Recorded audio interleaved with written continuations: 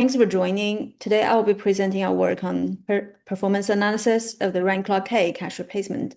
This is joint work with my advisor, Peter and Benny. So caching has been crucial to computer systems with modern computer systems that comprises of dithering array of caches from the lowest level, hardware level, up to the globally spanning CDNs. So cache replacement can happen at any level. So we start with describing the setting. Here we will consider a universe of n distinct objects with uniform size. And we have a cache with fixed capacity C, smaller than the population. And on the miss to a full cache, we use a cache replacement policy to choose which object to evict. We now introduce a new cache replacement policy termed rank log K. In this algorithm, each cached object stores a counter in 0 up to K that requires at maximum log base 2 K plus 1 bits. On a hit, the algorithm increments the requested object's counter by 1. It go at maximum K. On a miss, it probes the cached object uniformly at random. If it finds out the counter is 0, it replaces it. Otherwise, it decrements the counter and continues probing. We now move on to the performance analysis of rank log K. The workload model we consider here is independent reference model, wherein each object follows an independent process process with rate P sub K. In the mean field limit, we look at each object individually.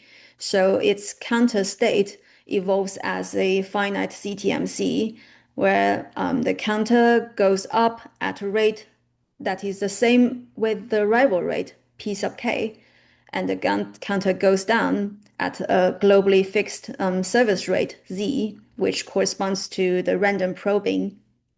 So we know that at stationarity, this CTMC is characterized by an MM1K plus 1Q.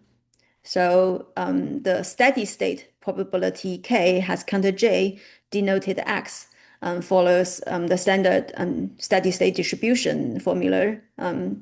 So the problem is to solve for the service rate Z.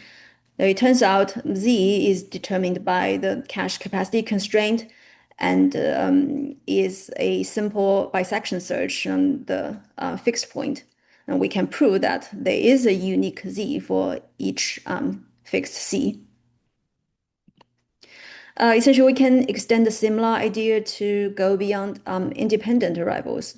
We now consider a phase type renewal process in which object K has inter-arrival time distribution characterized by a tuple, where alpha is the initial phase distribution and T is the subgenerator.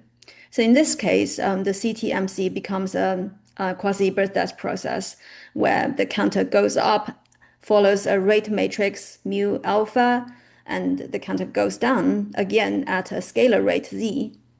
So we note that at stationarity, this CTMC corresponds to a PHM1K plus 1Q characterized by the rate matrix Q. So the steady state probability that K has counter J is described by a vector over renewal phases 1 up to dk sub K. So we were able to find a closed form distribution for the steady state distribution.